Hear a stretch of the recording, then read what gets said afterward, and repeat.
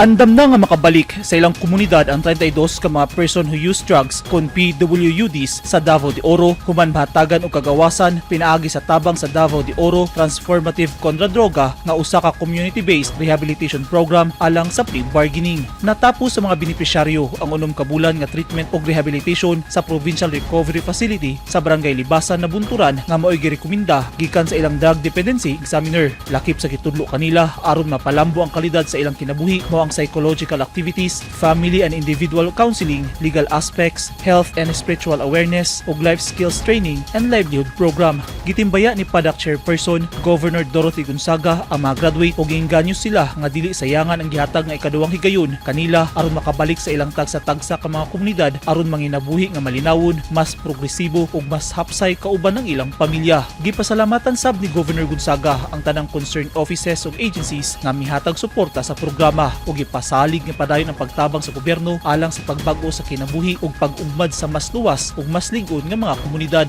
Gitunulan ang mga benepisyaryo og Technical Education and Skills Development Authority Contesta Certificate human sila may pailawom sa basic pandesal ug pickles making. Nagpasalamat ang mga PWUD nga dunay ingon niini nga programa ang probinsya kay nahatagan sila og ikaduhang higayon nga tabangang baguhon ang ilang kinabuhi ug talikdan ang mga dili maayong binuhatan sa una ug kinasingkasing nga gipasalamatan ang probinsyal nga gobyerno nga mihatag og dakong suporta kanila. Eugene Hinutan, Newsline Philippines. Stay safe.